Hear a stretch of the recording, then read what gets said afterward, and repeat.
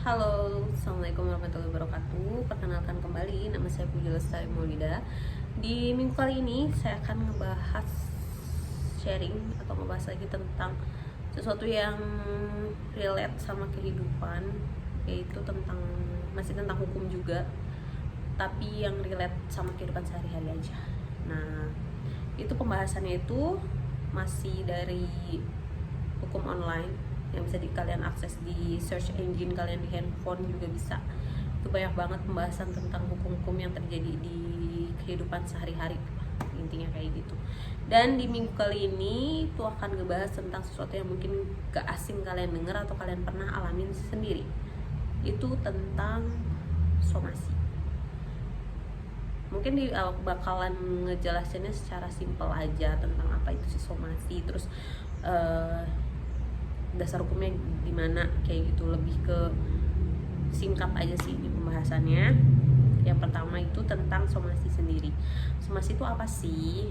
Nah, buat kalian yang nggak tahu somasi itu apa, somasi adalah, ini menurut dari Junaidi Effendi di dalam kamus istilah hukum populer, somasi atau legal notice adalah teguran terhadap pihak calon tergugat. Tujuan diberikan somasi adalah untuk memberikan kesempatan kepada pihak calon tergugat untuk berbuat sesuatu atau menghentikan sesuatu sebagaimana tuntutan pihak penggugat. Biasanya cara ini tuh efektif untuk menyelesaikan sengketa sebelum diajukan ke lebih lanjut gitu, atau diperkarakan ke pengadilan. Biasanya ada somasi dulu, somasi yang pertama, kedua, ketiga. Biasanya maksimal 3 kali sih somasi. Jadi kalau ada surat teguran yang pertama, terus biasanya dikasih jangka waktu, terus nanti ada yang kedua belum dilaksanakan juga dikasih jangka waktu, yang ketiga dikasih jangka waktu lagi tapi ternyata nggak dilaksanain, nanti biasanya baru itu bakal lanjut ke ranah hukum, ke pengadilan kayak gitu. Nah, dasar hukumnya dari somasi ini tuh ada di pasal 1238 KUH Perdata yang menyatakan bahwa debitur dinyatakan lalai dengan surat perintah atau dengan akta sejenis itu atau berdasarkan kekuatan dari perikatan sendiri, yaitu bila perikatan ini mengakibatkan debitur harus dianggap lalai dengan lewatnya waktu yang ditentukan. Gitu, itu dasar hukumnya. Nah, terus apa aja sih yang harus dimuat di dalam somasi? Kalau menurut Junaidi Effendi yang tadi pengertian somasi juga, nah, pihak pengirim bebas menentukan perumusan isi dari somasi. Jadi si penggugat ini bebas menentukan isinya, tapi pihak pengirim ini wajib menentukan secara tegas siapa pihak yang dituju, si tergugatnya, terus masalahnya yang disomasikan apa, dan apa yang menjadi kehendak pengirim somasi yang harus dilaksanakan oleh pihak penerima somasi. Jadi balik lagi, somasinya ini tergantung, bisa jadi cuma 1 kali, 2 kali, atau 3 kali, terserah si penggugat. Nah, terus udah gitu, menurut Richard Eddy ada 3 hal yang harus dimuat di dalam somasi. Yang pertama itu hal yang harus dituntut, yang kedua adalah dasar tuntutannya, yang ketiga jangka waktu pemenuhan hal yang dituntut. Kayak yang tadi udah dibahas, jadi berapa lama sih ini jangka waktu pemenuhannya, kayak gitu. Terus mungkin ini yang terakhir, ada tips membuat surat somasi. Barangkali kalian mau bikin somasi ke siapa, kayak atau siapa gitu. Nah, ini ada langkah-langkahnya. Yang pertama, tuliskan kop surat lembaga kalau kalian memakai instansi.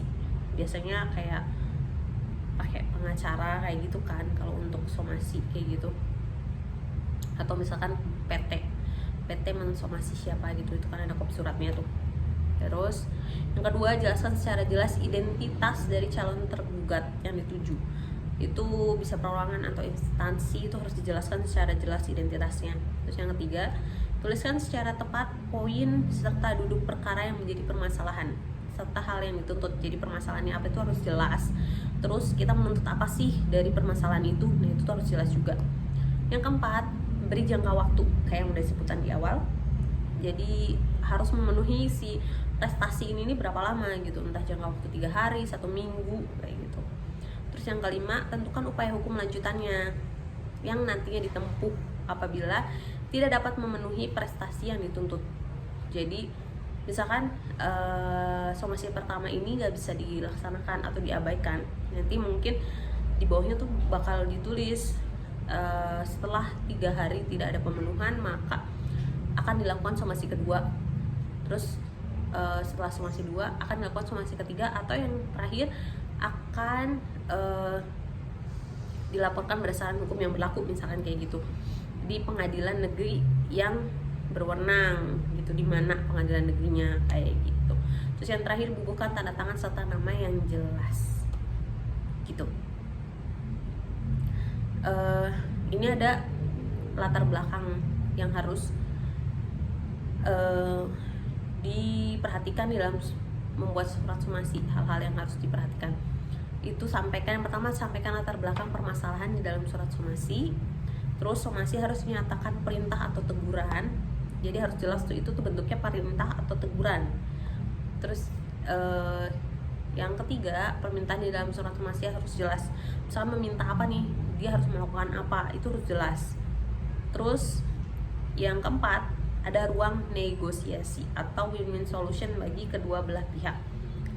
Jadi nggak cuman kita nanti akan melayangkan gugatan atau apa, tapi ada win-win solutionnya gitu.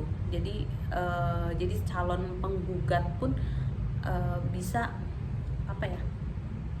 terbuka ruangnya untuk negosiasi terhadap kita sebagai penggugat gitu. Jadi itu poin-poin yang harus diperhatikan di dalam somasi atau membuat somasi atau pengertian somasi itu yang tadi dijelaskan semuanya tadi. Mungkin itu yang bisa disampaikan, dan semoga bermanfaat dan bisa membantu kalian apabila kalian membutuhkan hal ini gitu. Terima kasih atas perhatiannya. Wabillahi taufiq wal hidayah. Wassalamualaikum warahmatullahi wabarakatuh. Bye bye.